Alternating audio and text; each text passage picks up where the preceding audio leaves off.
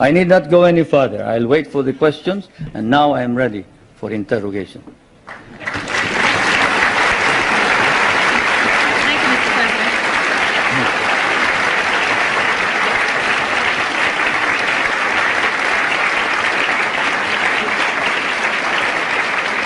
Thank you, Mr. President.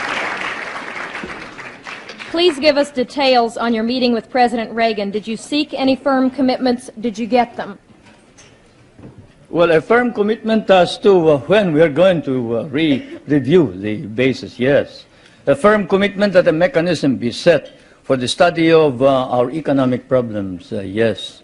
Because, as you know, the reason we have a deficit in our balance of payments is the commodity prices went down because of your domestic deflationary policies, your interest rates. But all of this can be worked out, and so it has been agreed. Secretary Reagan of the Treasury is going to meet with our foreign minister, who is also prime minister, regularly. The next meeting is next November, I think.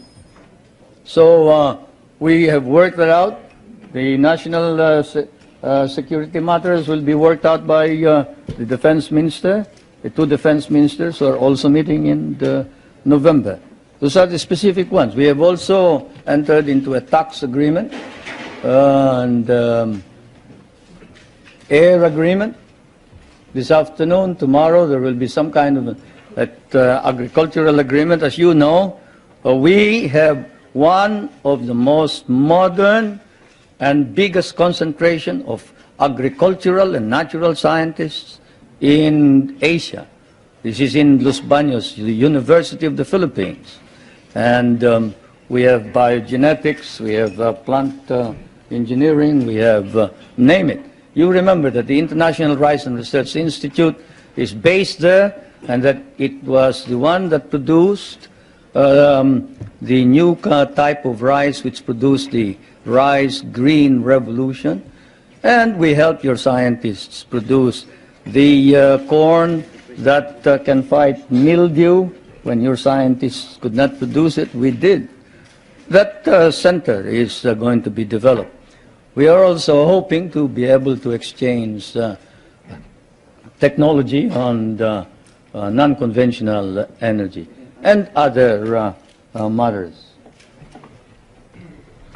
It has been reported that your government will seek $2 billion in rent from the U.S. for the Philippine bases. Is this an accurate report? No, it is not. We have never talked about figures. Louder and clearer. We can understand the question. The question was, is it correct that we have demanded $2 billion in the rent? The answer is no. We haven't quoted any figure. What we have asked is this. We want a study. What is it that is necessary in order that we can perform our job? You and I know that if the Philippines is attacked, the United States is not necessarily bound to immediately react, because the provision of the Mutual Defense Pact is that you will immediately take steps as is necessary to meet the contingency in accordance with your constitutional processes. What does that mean? That means that you go to the Senate and the House of Representatives. What does that mean? That means delay while we are dying there.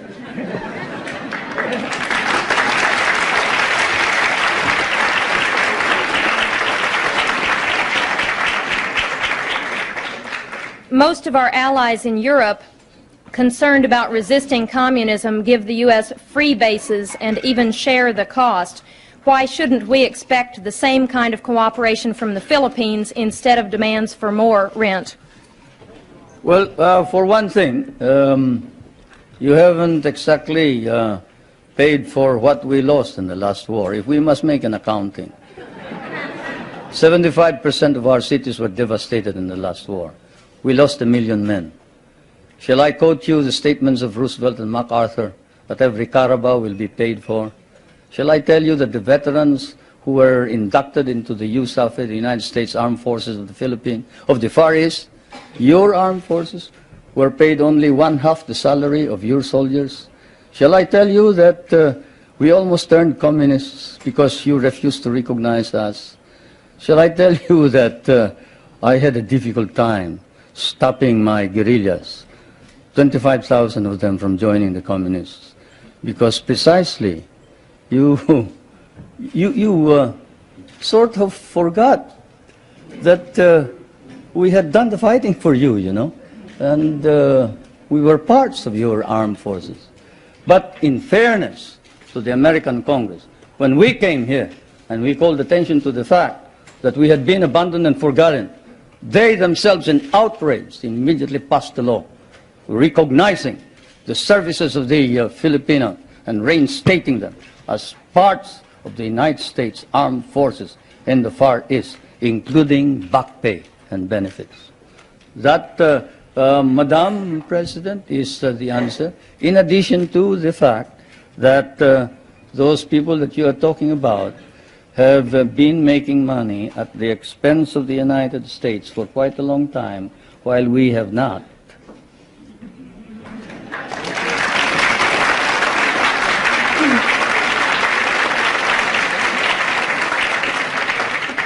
After the attack on Pearl Harbor, U.S. bases in the Philippines could not be defended. Why should we expect that in another war these bases would be more reliable? That's one of the questions that I wanted to find out.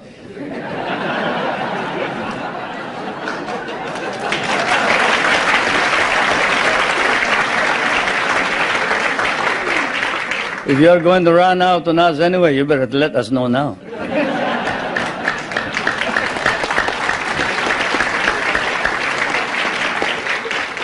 Is it true President Reagan has not raised with you any concern about repression and human rights? Well, he sort of spoke of the fact that we have all this constitutional provision. But we did speak of the fact that we must maintain and enhance human rights in general. But this fault finding that we found in some of these reports before isn't there. There is this open-mindedness and fairness which we expected of America and the Americans. The Americans that I know, the Americans who fought beside me, the Americans who bled with me in many a battlefield, was a fair man. He was a just man. He was a courageous man. He was a man who saw right and did right. And it is not fair to accuse the Philippines of any violation of human rights when there has been no violation. Though if there has been any violation, we punish those who have violated. And I now ask that this particular writing of one of the most celebrated figures, who claims to have, at the beginning of the campaign against my government, claims to have been maltreated by some of the military men, now reports exactly what happened. I ask that my staff distribute the letter of Herrera, Trinidad Herrera. You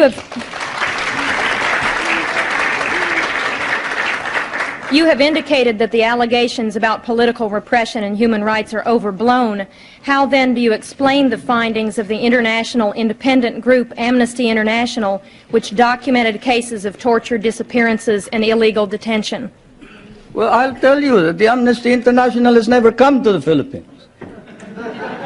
That's why all they talk about is something that they obtained hearsay. Let's give one specific example. Father Abedicio, a famous case. Father Abedicio is supposed to have disappeared.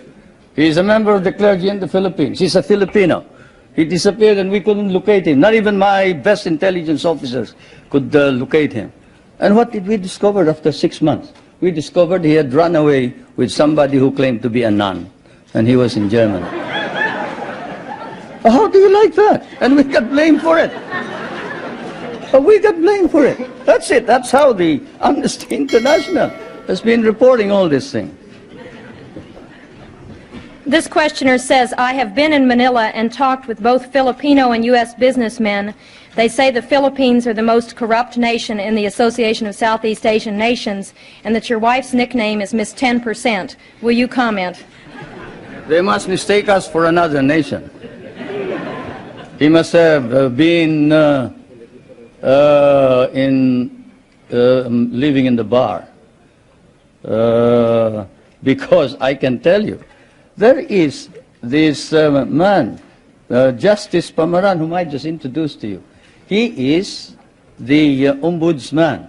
You who know what an ombudsman is, knows exactly what he can do. He doesn't wait for evidence, any rumor whatsoever, and he investigates it. You talk about my wife. Not that I would like to defend her. She can defend herself any time. She's quite capable. But perhaps that statement was said of another First Lady, not my wife. Certainly not my wife. Perhaps I can tell you that the property of the Marcoses has been brought into a blind trust. And not a 2020 blind trust either. It's a real blind trust. And we don't know exactly how that blind trust operates the property. The only property that we have control of are two or three houses, one in the province of my Ilocos Norte, no, two in the province of Leyte, and one in Manila, 5. Then the schooling for the children, up to possibly a doctorate. Beyond that, all income goes into the Marcos Foundation, which is the foundation that embraces all property. Do you think that if there was any corruption by the Marcos family, that we can maintain the present prestige and leadership of the Marcoses in the Philippines? What do you think the Filipinos are? They are a very literate people. Literacy in the Philippines has increased up to 90% nationwide, and in Manila it is 100% literacy. And if there was any indication whatsoever of any of these corruption that you talk about, and whoever said that sounds like he has been in the wrong company.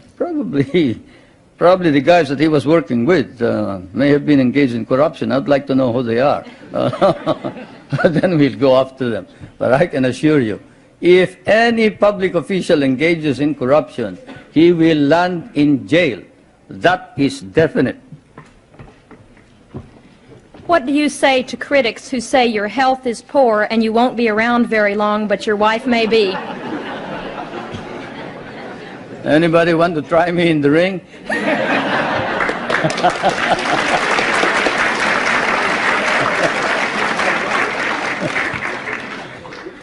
Yeah. Ridiculous. I refuse to answer questions like that.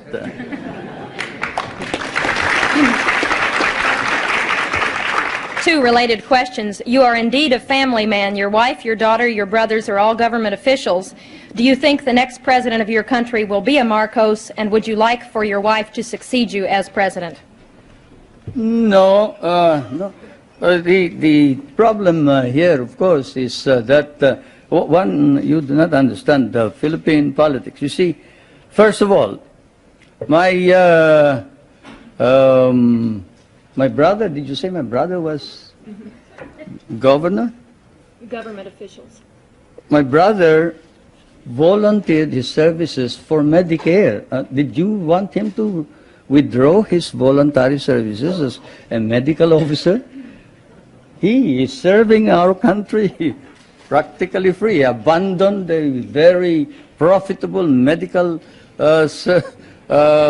career in order to serve what we have as Medicare, which is your Medicaid, no? Yes. He is not a government official by any means. This is a voluntary organization. My wife was elected. He was elected because the candidates wanted to include him, to include her. They wanted somebody to carry them. Minister Romulo will tell you that without the support of the governor, who happens to be well liked by the people of Manila, they probably wouldn't have won in the last elections. It's just a matter of helping out. in the political campaign. My daughter is the voluntary head of a group of village leaders. That is not a political organization. That's not a government organization. This is an association of young kids who are organized in order that they can help each other. Kabataan Barangay. And I am surprised that you hold it against these young kids, that they get together so they can play football, they can encourage sports, they can encourage people, the young kids, from going into drugs. Don't you think that you should also organize something here in the United States and get somebody to stop the young kids from going into drugs and instead go into sports? Well, that's what they're doing. Now, with respect to the other officials, the question, of course, doesn't specify. Let me put it this way. As I told you, our government is a caucus government, consensus. When the consensus of the party demanded that I appoint the First Lady as a member of the Executive Committee, I had an agreement with them, and that is that she would not become President or Prime Minister. At the beginning, even Prime Minister Cesar Virata was for the First Lady becoming Prime Minister. But the First Lady and I stood our ground, and we nominated the Prime Minister Virata instead. Now, is that the action of anybody who is preparing to take over as a dynasty? Now, my other daughter, well, she is in Pennsylvania. She's studying voice culture, and she is in anthropology. I don't see what connection that has with politics. Mr. President, your opponents say this trip is costing between $5 million and $20 million. What is the budget for your trip? It's ridiculous. My cabinet is spending only a very minuscule part of that. If there are any people who have joined this group, they are on their own. I'm sorry to say. They're on their own. Do you believe the United States now has a consistent, understandable policy toward the Philippines and East Asia? Shouldn't you ask that of the United States leaders, not me? But as far as I'm concerned, yes, insofar as we can understand. What I see is a resurgent American nation under a new leadership, trying its very best, earnestly trying to arrest decline and slide in prestige and in policy, in domestic and foreign policy. That is what we see from the outside. There is an earnest effort to prevent drift and confusion. Now, we would like to encourage that, because among the small nations, there's no possibility of any progress so long as there is instability throughout the world. And so, as I said last night, what I see now, 16 years after my last visit, actually my last visit was when I came to participate in the memorial services of President Eisenhower in 1969. Not 1966, 1969. And, but what I see here is, while in the past America was in the dark, and there were doubts and misgivings, there were fears that you were tiring, you were weary, you doubted your own strength, you didn't know where you were going. But now there is hope, and the phenomenon is, what we see is an America emerging out of the shadows. It's still partly in the shadows, but it's trying to emerge. And certainly under the leadership of President Reagan, it's trying to organize an integrated, understandable foreign policy. And that's what we see.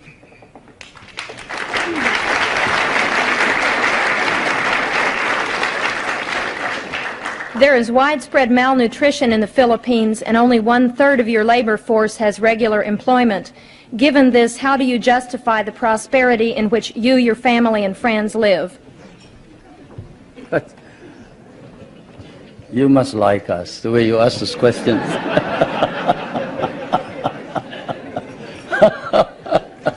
Anyway, I don't know where you get your figures, but the unemployment figure in the Philippines is 4%. I don't know what's yours. I do know what's yours. But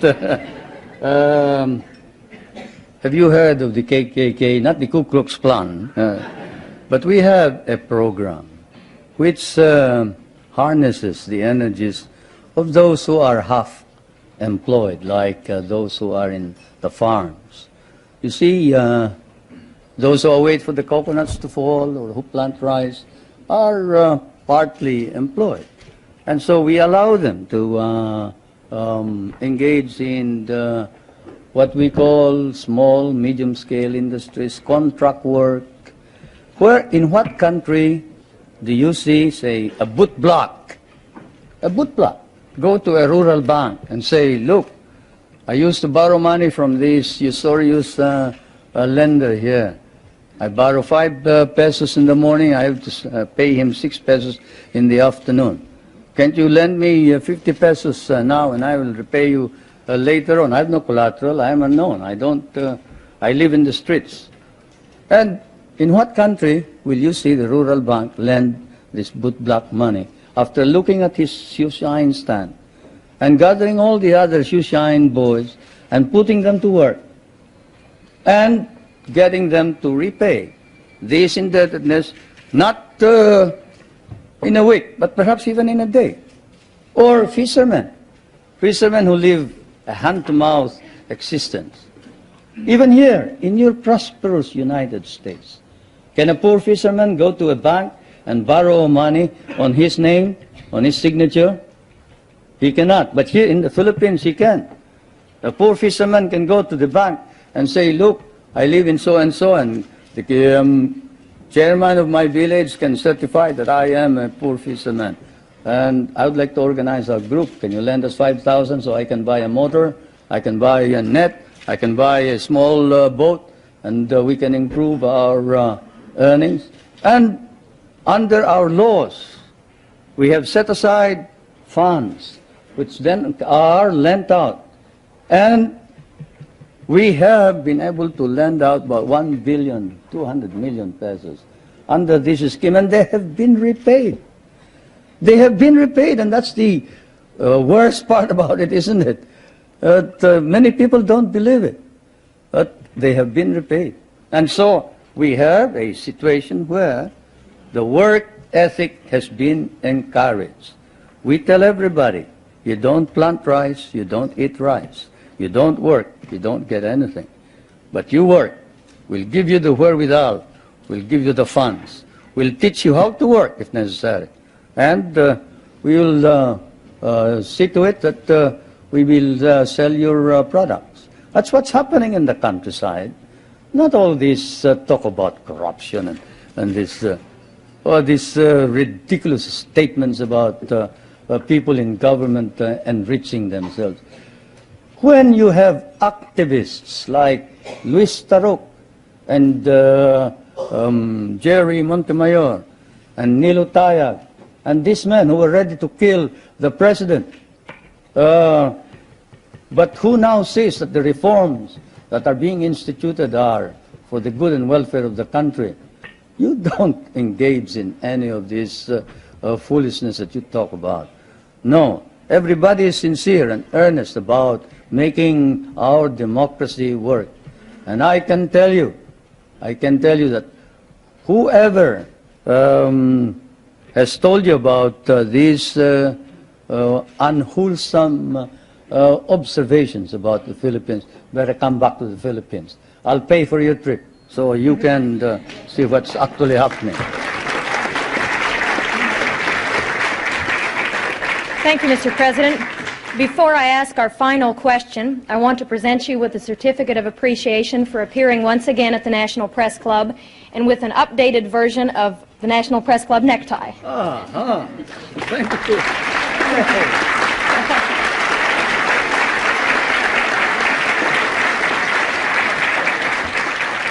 And now our last question. Is it really true, as your biography states, that you were born in a thunderstorm? How should I know? But my mother says so, yes. My mother says so, and I guess if you can't believe your mother, whom will you believe, huh?